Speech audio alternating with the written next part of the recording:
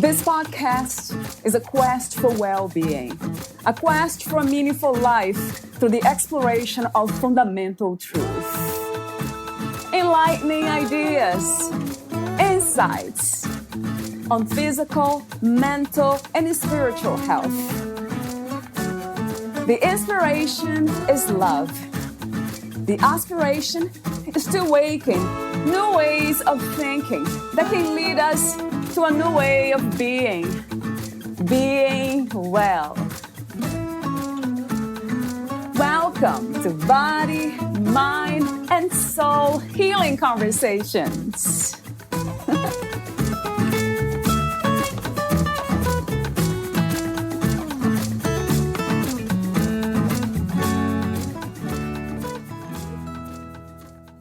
Great leaders almost instinctively demonstrate how much they care about their people.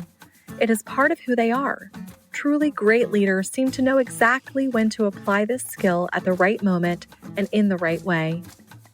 Valeria Teles interviews Craig B. Whelden, the author of Leadership, the Art of Inspiring People to Be Their Best. Craig's leadership journey began as an Eagle Scout at age 14.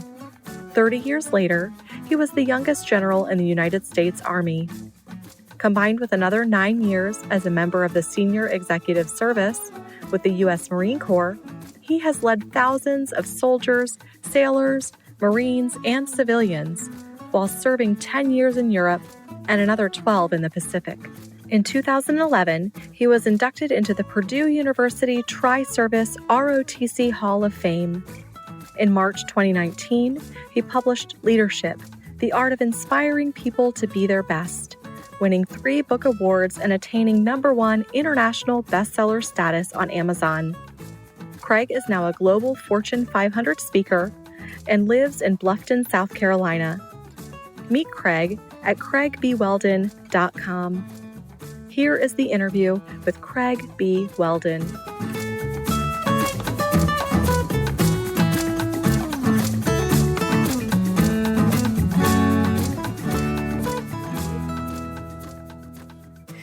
In your own words, who is Craig B. Whelden? Well, I'm a person who has spent most of my adult life in the military or around the military. I spent 30 years in uniform. I spent another 9 years working as a senior civilian for the Marine Corps. And I spent another 7 years as a consultant doing mostly work for the military. And as a kid growing up, my father was in the Air Force. So my entire life I've been in and around the United States military. And this is really the first time in the last year and a half since I retired from the military that I've had an opportunity to strike out and do something different. And I'm enjoying it. Yeah. What is one of the most, let's say, profound or important lessons you have learned from working in the military? Well, I've worked around thousands and thousands of incredibly talented and dedicated soldiers, civilians of all types. And in the military, you get quite the blending of races and gender and even nationalities. We have people come in from other countries that join the United States military. And what I've learned from all of them is the most part, every single one of them joined for the right kinds of reasons, selfless service to the nation. Some of them have other reasons. They want to get, some money for college, and they want to grow up, and they want to adventure. They want to see the world. But, after 40 years of being around soldiers, sailors, airmen, and Marines, what has impressed me is the incredible, dedicated, selfless service that each of them brings to this. I mean, we are 20 years now since 9/11. So we have essentially been at war for 20 years, and we still have people who were not even born yet on 9/11 who are stepping up, raising their hand and saying, send me into harm's way. I want to defend my country. So you wrote the book, Leadership, the Art of Inspiring People to Be Their Best. My first warm-up question for you is strength. What is your definition of strength? What is to be strong?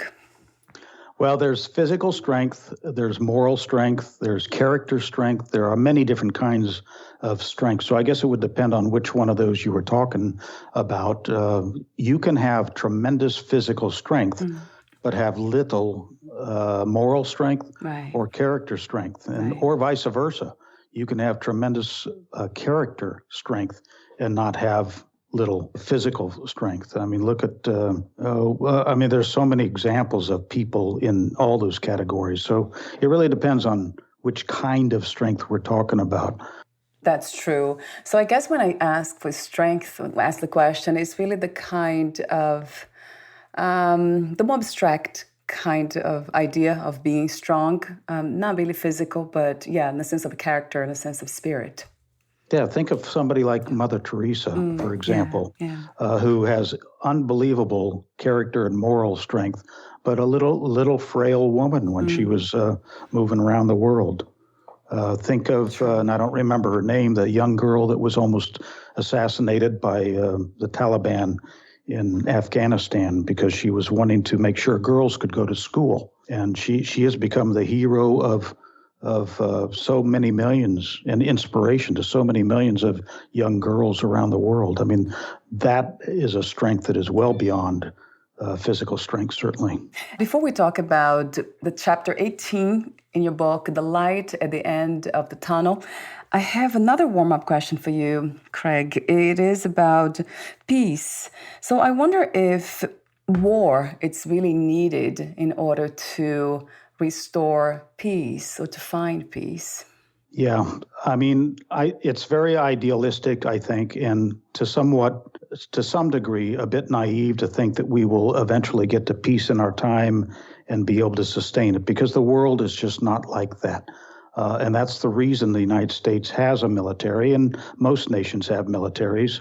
And that's the reason you have police departments in cities and towns and counties and so forth, is to help to maintain the peace. And oftentimes a strong military, a strong police department, a strong sheriff's department, law enforcement, a justice system that is fair, but holds people accountable. All those kinds of things help to deter aggressive behavior and keep a more peaceful environment. And when you don't have those, your society often breaks down or wars result. So I am obviously, and I think you'll find that most people that have served in the military are peace advocates, ironically. We are not people who want to go to war. Yeah. We are people who want to keep the peace. If you go to Carlisle, Pennsylvania, where the Army War College is, they send the senior-most officers in the Army there after they've been in the Army for about 20 years for a one-year course. There's a sign outside at the front gate that says, "Peace through strength." Peace through strength. And that was the philosophy of Ronald Reagan when he came in 1980 to become the president, is that the way we were going to confront the Soviet Union and deter them from either starting World War III or reinvading Europe was to demonstrate that it would be too costly for them to do that. So he built up the United States military, and as we all know, history now shows us that the Berlin Wall fell in 1989, the Soviet Union fell apart, Eastern European countries broke away from the Soviet Union, became independent. Many of them joined NATO and became part of the European family and now part of the European Union. And all that was done without firing a single shot because we achieved peace through strength. And another question that comes to mind is this disruption and the violence and all these challenges we see in the world, in our reality here. Where do you think this is coming from? What is the source of this violence, of this, let's say, disorder? Would you say power? Most people are trying to control and force others? Let's think about a playground at an elementary school. And there's a bully And he goes out onto the playground and he starts getting his way by pushing people around, and he starts stealing their lunch money or stealing their toys or beating up on people, demonstrating that he has power. If there's no deterrent to that, then they become worse and worse, and they grow up like that. And that's the reason you have a teacher out there to monitor the playground to make sure that those kinds of activities don't happen. So that's a very simple example. If you put it on a macro scale and place those same principles into a town, into a city, into a nation, you get back to the same thing: peace through strength. You have to have structure, you have to have order in order to deter people from rising up and acting bad. Look at the development pre-World War II with Adolf Hitler and the rise of the Nazis and Mussolini in Italy, and what the Japanese were doing in the 30s before World War I actually broke out. The world had been at war for many, many years before the United States entered it in 1941. And then it was over 4 years later, because of the United States' ability to pull together all the allies and bring to force to bear the full weight, power, and capabilities of the United States military. I think there needs to be a balance. Not everybody is wonderful. I think it's naive to expect that everybody's going to treat everybody with the same level of respect. True. So you have to stand up and be counted and protect those who are weaker. Yeah, that really resonates true to me, the idea of creating boundaries. So we have to have them, even personally. That has been, for me, has been a challenge, to creating those boundaries. Other people in my family even saying no and all that. So I can imagine how important it is at a larger scale, dealing with lots of minds, lots of people. Let me ask you this question. I know so many here. Power. What is your understanding and idea of power? Well, I don't like the word power, to be honest with you. Right. I like the word influence, Yeah. and I like the word inspire. And I think you can achieve the same ends by doing it in smarter. Power is achieved in a number of different ways. Too often it is applied poorly, and we have seen the results. If I go back to the World War the World War II analogy, Nazi Germany had power. Japan had power. They applied that power in ways that were very, very destructive. Right. Eventually, the United States entered the war, and they had power, and they applied it in a way that was still destructive, but it ended the tyrannical behaviors of other nation states. The Soviet Union had power in the 50s, and the 60s, and the 70s, and the 80s. But then when the power perception of the United States capabilities got to a certain point, the Soviet Union realized that they could not compete. And so they collapsed and they fell apart. And so the application of power in those circumstances, a bully on the playground, the same thing. He may have power while he's there by himself. But if all the kids bonded together to confront him, or the teacher who is supposed to be watching what's going on in the playground address that behavior and discipline that bully, then they could diminish his power. So there's a balance of power, and power is good sometimes, and it is bad sometimes. But again, I try to steal away from power and try to think of influence and inspiration.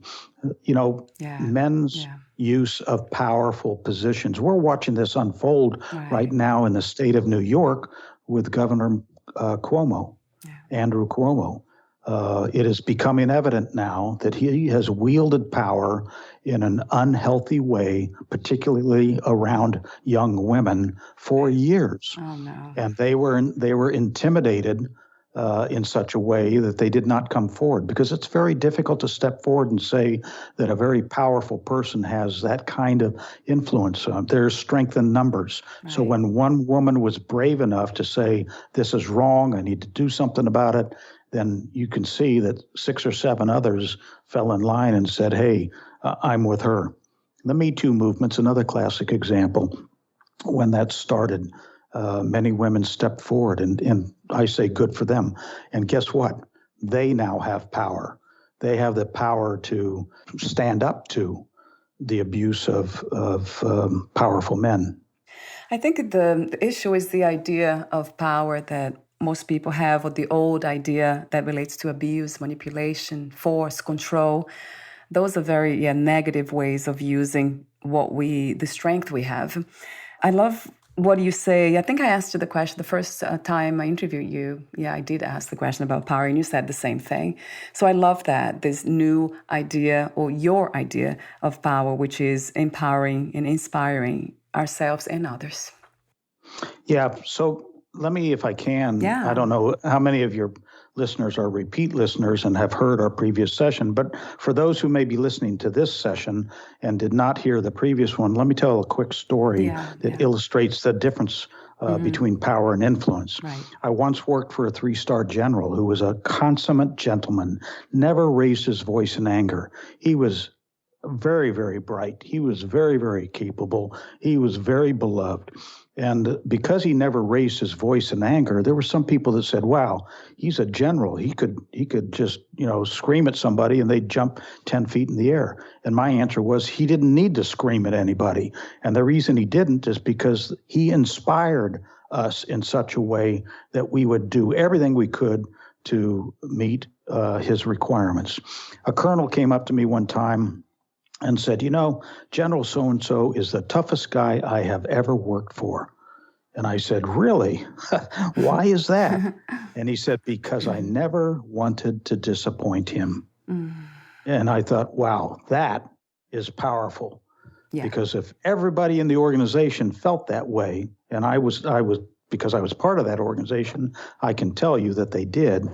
What a unbelievable ability for this organization to produce whatever it was intending to produce. Right. And that general didn't have to do very much at all. All he had to do was say, there's the direction we need to go, and the rest of the team would take him there. Right. That's leadership.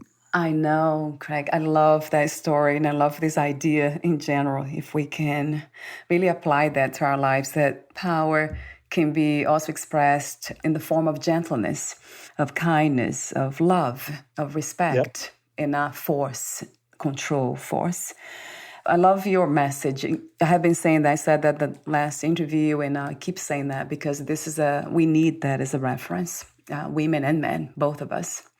I mean, Mother Teresa is an example of a powerful influence in the world. Gandhi was like that. Martin Luther King was like that. None of them individually they didn't have armies behind them to show their power. They were one person, one voice. But because they were so inspirational, millions of people followed them.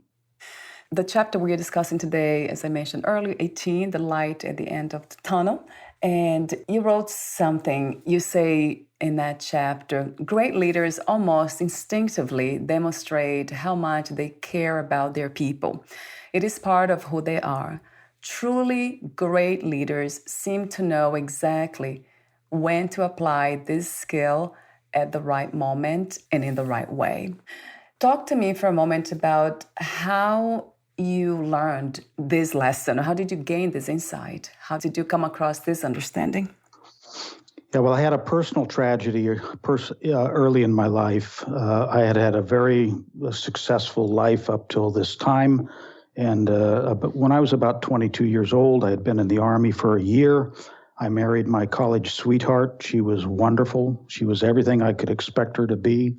She came down to Fort Hood, Texas, where I was assigned. And 2 years later, she left me. Oh. And I was absolutely crushed. It was the first major failure I had in my life. And I didn't really know how to deal with that. And so I really turned inward, and I to keep my mind focused, to keep my mind busy, rather than go home and look at 4 empty walls and feel sorry for myself, I stayed at work. Now, I was a tank battalion maintenance officer, which means I was responsible for the maintenance of 58 tanks and another 50 vehicles. And my office was in the motor pool where all these pieces of equipment were stored. And I found myself down in my office in the motor pool on a Friday night at about 7:30 doing paperwork. Again, just to try to keep my mind busy. At the time, I was a first lieutenant. In walked the brigade commander. This is Friday night at 7:30. He walks into the motor pool and he walks into my office. Now, the brigade commander, for your listeners, was about 5 or 6 levels above me. He was a full colonel. He had the command of 4,000 soldiers. I was just one of them. We had never met until that evening. And he came into my office. He said, "Lieutenant, let's go take a walk in the motor pool." And I thought, what a perfect storm of bad luck. Here I am going through all these personal problems myself, and the brigade commander is going to inspect the motor pool at 7:30 on a Friday night. So I said, "Yes, sir." I got up. We walked outside. We all walked up and down the tank lines, back and forth and back and forth. And he never mentioned a single word about the maintenance of our vehicles. He never said anything about the condition or what they looked like. He never even mentioned anything about my personal problems. What he did talk about were the challenges that he had faced in his life and how he would overcome them. And when we got back to the front gate about 25 minutes later, he put his arm on my shoulder and he said, "There's light at the end of the tunnel. You just can't see it yet. Have a great weekend." Wow. And what that experience did for me was it demonstrated that a senior leader in the organization, remember I was one of about 4,000 soldiers that he commanded, a senior leader had heard from somebody that I was going through some tough times and that I was dealing with it by staying at work. And he went down and sought me out, found me on a Friday night in the motor pool, and he demonstrated to me that a senior leader cared. I was in a dark place that time in my life, and I didn't think that there was light at the end of my tunnel. So about 4 months later, I left Fort Hood and I went to Fort Knox, Kentucky to attend a course. And about 3 months into that course, I met a young lady named Karen Lusk. And 6 months later, we were married. Wow. And she has been with me now for 44 years. I cannot imagine life turning out differently than it did. I have 2 wonderful children. I have the finest grandchild on the planet. And as I reflect back on 1976 in that walk through the motor pool, I had no idea what was at the end of the tunnel. All I knew was that I was in it and it was dark. I didn't know how long it was and whether I would ever come out the other end. And as I think about this kind of a situation, particularly for young people, is that when they go into a very dark place like that and they have a personal tragedy, a loss of a loved one, a divorce, a loss of a job, a serious illness, whatever the case may be, sometimes they give up and sometimes they take their life. And that is too bad because there often is light at the end of the tunnel, as my meeting Karen Lusk demonstrates. Now, there's one more aspect to this story. Yeah. If you fast forward about 10 years, maybe 12 years, I'm now a battalion commander at Fort Knox, Kentucky. I had 1,000 soldiers that I was in command of. And I learned from the base that Lieutenant General, 3-star general, was the same brigade commander, Jack Woodmansey, was coming to Fort Knox to visit. He was retired by this time, but he was coming for a visit. And I called the protocol office and I said, "Hey, General Woodmansey is coming to Fort Knox. I used to work for him years ago at Fort Hood, Texas. He was my brigade commander. I would love for him to come over and talk to my soldiers, my officers, about leadership. Do you think you could ask him if he would do that?" And they did. He agreed, and he came over. And I told that story of that night in the motor pool to all my officers. And I said, that is the essence of leadership. When you reach down into your organization to the very bottom, and I was near the bottom of that organization on the wiring diagram in the organizational chart, and you demonstrate to the junior people that leaders care about them. And I've never forgotten that story, and it's one of those, what I call rocks in my rucksack that I've carried with me my entire life, because I know that as I get around other people, particularly young people, I want to make sure that I ask them, hey, how you doing? Everything okay? Right. Or if I learn that it's not okay, that I go put my arm on somebody's shoulder and tell them there's light at the end of your tunnel. You just can't see it yet. That is, well, a great message. I'm wondering how we can teach young people or inspire them. I mean, you're doing that by your work and your stories, and by being you, doing what you do. That's a great inspiration. Can we learn this on our own somehow, Craig, how to become resilient and have that wisdom that things will be okay in the midst of chaos?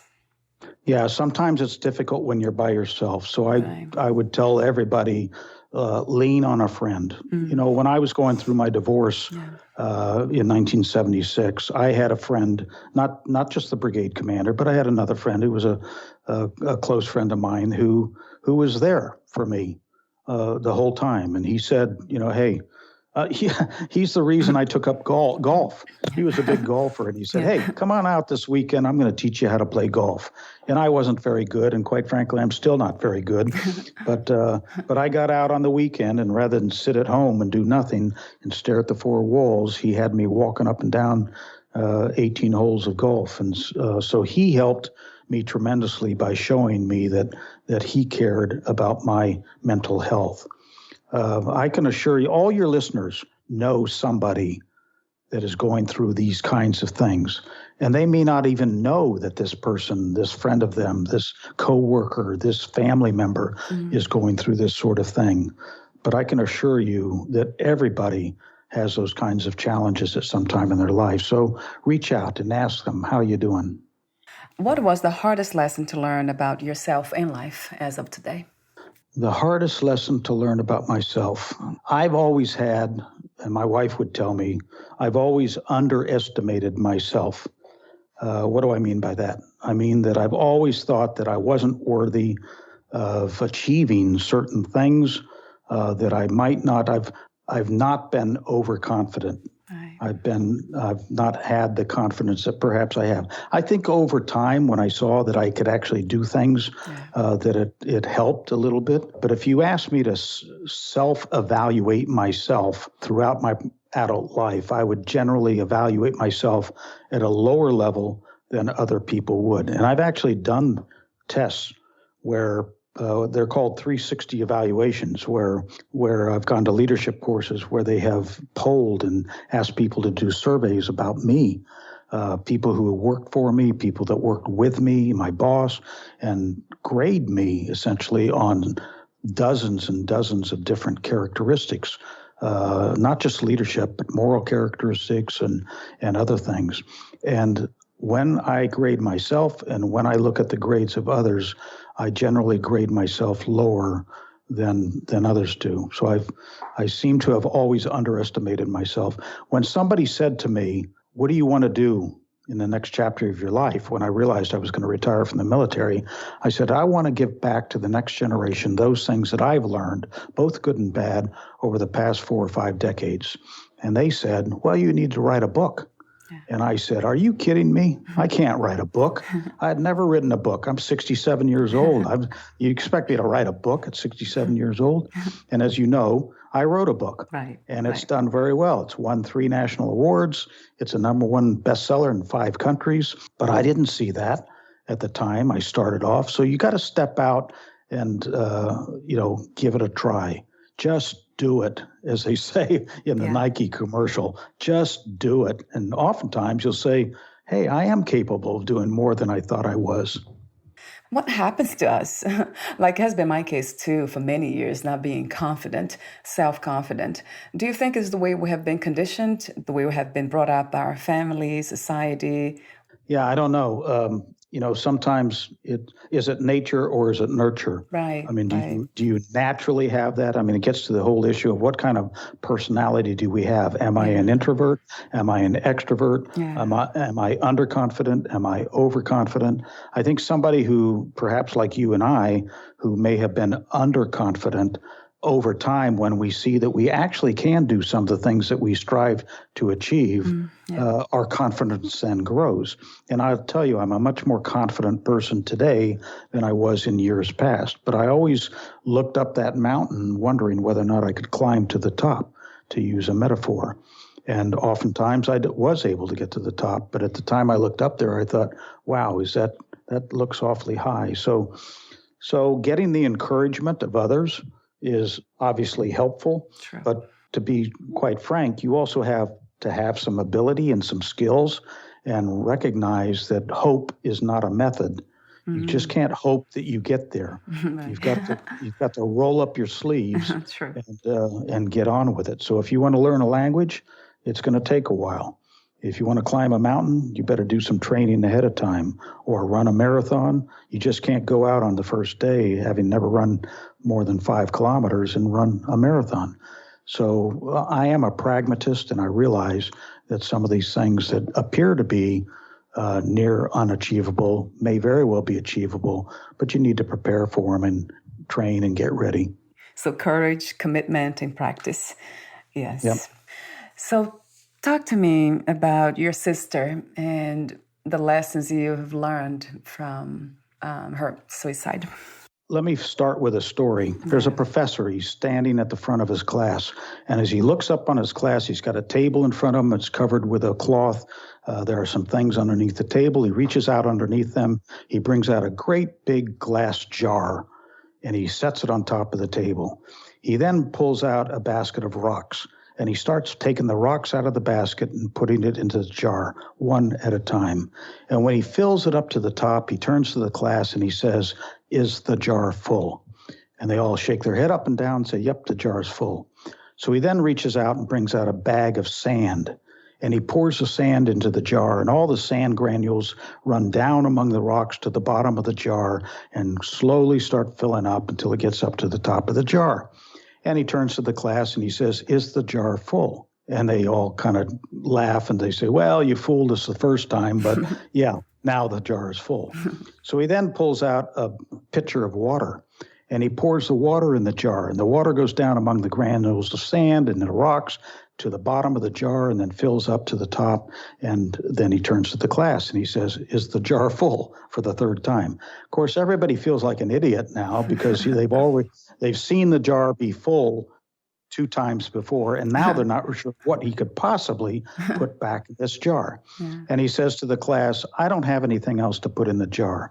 But the moral of the story is that each of these rocks represent what's most important in your life. Put the rocks in the jar first.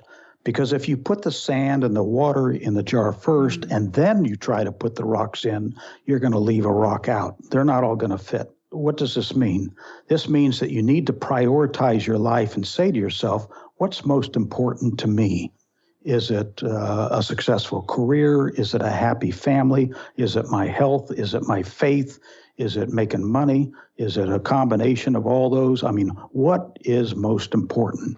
And those rocks represent what's most important. And then you prioritize those and put those first. So back to my sister. Yeah. My sister was about 8 years younger than I was, and she took her life on Christmas of 1999. I was on vacation in Hawaii with my family, and I had my parents with me as well. And we were having dinner with a friend at a hotel when the phone rang, and my friend answered the phone, and it was the Army Operations Center. And they were calling me on Christmas night, Christmas dinner, to tell me that my sister had died. She lived in southern Florida. And we didn't know the cause at the time. So I hung up. I told our host about the phone call. And then I pulled my wife aside. I had 2 kids there as well. They were 12 and 14, I think, at the time. And I said, when dinner is over, I want you to take the kids up to the room in the hotel. I'm going to take my parents for a walk out onto the grounds of the hotel to tell them about this phone call. After dinner, we said our goodbye. My wife took the kids up to the room. I took my parents out to a big banyan tree near the Pacific Ocean on the beach. We sat down at a picnic table, and I told them that they had lost their only daughter. And that's what the phone call was.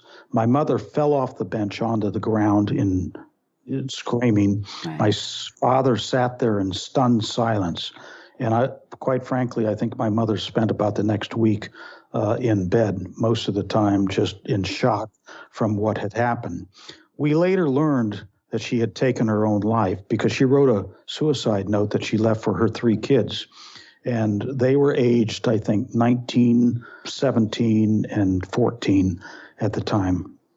And in that note, very eerily, she said, "I cannot see the light at the end of the tunnel," which is exactly what that colonel was talking to me about back in 1976. Yeah.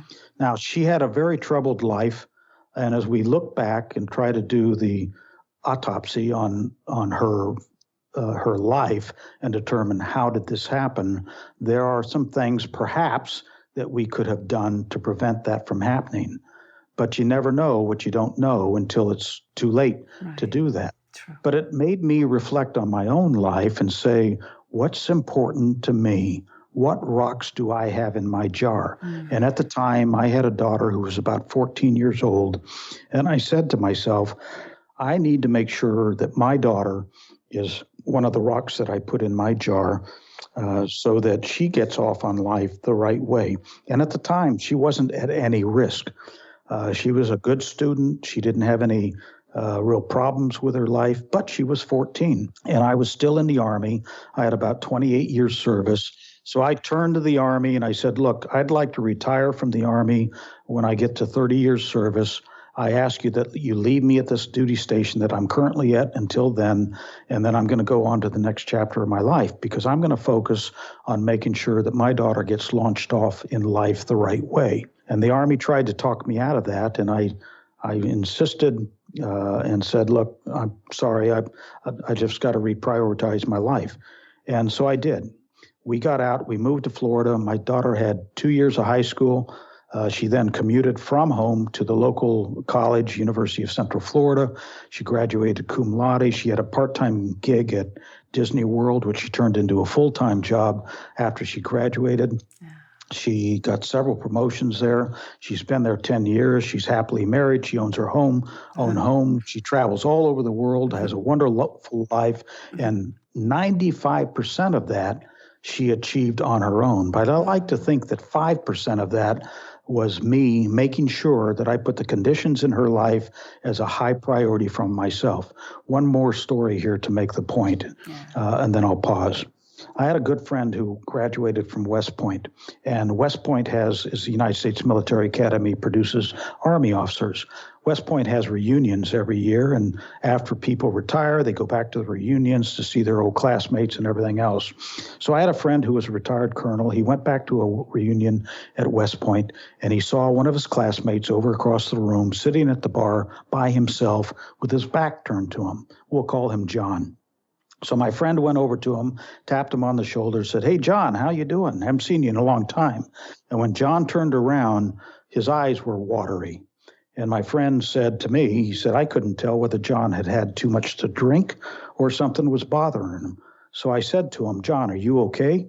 And John said, and now John was a retired 3-star general. So he'd had a hugely successful military career. And when he said, "John, are you okay?" John responded, I busted my tail for 36 years. I did everything the Army asked me to. They rewarded me with promotions, command, and wonderful jobs. And along the way, my wife left me, and now my kids won't talk to me.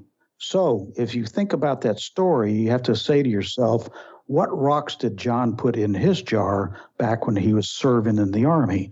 And it appears that he put his professional rocks in the jar first, and he obviously left a family rock out. True. Yeah. So my message to all your listeners is, you can't fit everything in the jar because the sand and the water represent the noise, the extra stuff. And don't try to do absolutely everything. Prioritize. Figure out what's most important in your life and put those first. The question is just very powerful. What is most important to you? And I'm wondering if that changed, Craig, throughout life. I mean, it seems like for you has changed, and from most of us kind of changed. So Oh, sure. It do we keep evolves. asking that question? You do. You should reevaluate that all the time, constantly Right. have it on your mind. I don't mean 24 hours a day, Right. but you Yeah. should be constantly saying, am I doing the right thing? Am I headed in the right direction? Am I prioritizing the right things, the right people in my life? Because if you don't, if you get so hyper focused on one thing, you might find that you'll leave other things behind. Michael Phelps probably won more gold medals than any athlete in the history of the Olympics. But when Michael Phelps stopped swimming, he looked in the mirror and all he saw was a swimmer. And many people don't know this, but he contemplated suicide because he had spent his entire young life, all the way up to his mid to late 20s, doing almost nothing but swimming. And now the Olympics were over. He had, I don't know how many, 8, 9 gold medals and a slew of other medals and so forth. And what's next in life? Here he is in his late 20s. What's there to look forward to now? He's gotten to the top of the mountain. Well, getting off the mountain. Think about climbing Mount Everest. If you achieve the top of Mount Everest, the hardest part is still to come. It's getting off the mountain. And that's where most people die, getting down the mountain. Well, when you're an Olympic athlete and you achieve the top of your profession at age 20 or 25 or 26 or something like that, and you can't convert that into something else like a profession because they don't have professional swimmers, for example. Yeah. What do you do with the rest of your life? And too often people struggle with that, and they go into very deep states of depression, and some of them take their own life. I would encourage all your listeners to look on HBO for a show called The Weight of Gold. The Weight of Gold. And it is produced and narrated by Michael Phelps.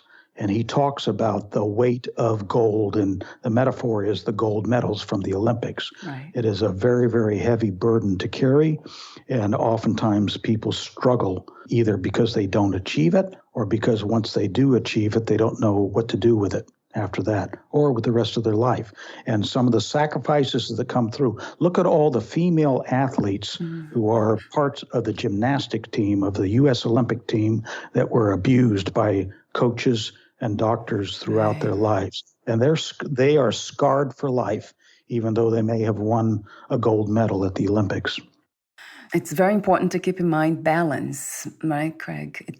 Not focus on one thing only. Well, there's risk of doing that, I guess. Right. I wrote a chapter in my book called How Tall is Your Ladder, which is basically, and I won't tell it now because I know we're running out of time. People can read it, but it's about, how high do you climb on that ladder? And the answer is not everybody's going to get to the top of a ladder. Everybody's got a last rung on their ladder. And for most of us, it's somewhere in the middle. It's not at the very top. So once you get there, what do you do then? And my answer is you get on another ladder. So I spent 40 years on the military ladder, and I got pretty high on the military ladder. But when I retired from that, I got off that ladder, and I got on a new one. Oh, by the way, at the bottom. And it's called becoming an author and a speaker. Do you have any regrets? If you die tomorrow, would you regret anything? There are mistakes that I've made through my life. But there's nothing I can do about them. I've tried to fix those along the way. All of us make mistakes, no question. Yeah. But I am now doing, through my book and through my speaking, what I think God put me on this earth to do. And that was to give back to the next generation those things that I've learned. And if I leave a legacy at all, whether I die tomorrow or I die 10 years or 20 years from now, I hope I'm remembered for giving back the things that I've learned to the next generation. So, yeah, I've started that journey a year and a half ago. I'm very content with the path and the journey as it has gone. Even with the pandemic, I've been able to do things on the internet and so forth. But I've had both my COVID shots, and I'm about to get out on the live circuit and start speaking in front of live audiences now in April. So I'm excited about that. And again, if I get hit by a Mack truck tomorrow, I think I will have touched a few lives along the way, and I'll be fine. Yeah, I love that sense of purpose and just we talked earlier about the courage, commitment. So your commitment to helping others, to serve in such a way, in an inspiring way. My last question to you is, what are 3 things in life that you wish everyone would know before they die, before they leave the body? 3 things. I think that one is that everybody on the planet has some value in them, some strength, some goodness in them. Some people are very, very evil, but there's goodness in just about everybody. So, when I see somebody who's troubled and has a difficult life, and I've run into these both professionally and personally, and even inside my own family, I try to find the goodness in them and pull that out and demonstrate to them how powerful that can be. So I guess that would be number 1. Number 2 is, don't worry about the past. There's nothing you can do about changing it. You will make mistakes. Look forward. Don't look in the past. I've had friends who have lived in the past and can't get past it. Colonels who didn't become a general and they retire, and all they do is worry about the fact that they weren't a general. And I say to them, forget that. Mm-hmm. That's behind you. Look forward. There are so many adventures ahead of you. And I guess the last thing is that everybody should try to leave something good when they interact with people. How can you positively influence somebody else? That's what I get the greatest satisfaction out, is when an audience member comes up after I give a presentation and says, perhaps sometimes in tears, that was a very powerful message, and I really appreciated hearing about it because I could relate so much to the stories that you told us today. That makes me feel wonderful. Thank you so much, Craig, again, for talking to me today and for your commitment to this, to leading a meaningful life and inspiring us to do the same. Well, thanks, Valeria. I had a great time the first time we did this. And for your listeners, it was just posted yesterday. I listened to it last night, and we had a great conversation then. I look forward to this one getting posted too. Yes. And before we say goodbye, where can we find more information about you, your books, products, services, and future projects? Well, I tell people, if you go to my website, craigwhelden.com, it's WHELDEN, you'll find a window into my soul. You'll find just about every piece of information about me except what my DNA code is. There are sample demos there. There's testimonials about me, my book, my speaking. There are blogs. There are interviews like the one we're doing today. There's a lot of information there. So craigwhelden.com. I'm also very accessible and happy to connect with people on LinkedIn, and you can find me easily there as well. Craig Whelden. I'm probably the only one on LinkedIn spelled that way. CraigWhelden. Thank you so much again, and we'll talk soon. Great. Bye for now, Craig. Bye-bye. Bye.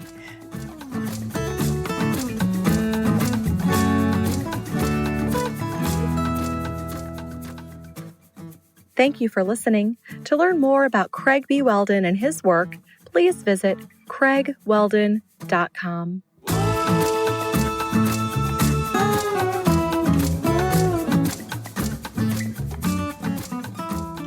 To learn more about this podcast, please visit fitforjoy.org/podcast. Thank you again for listening, and bye for now.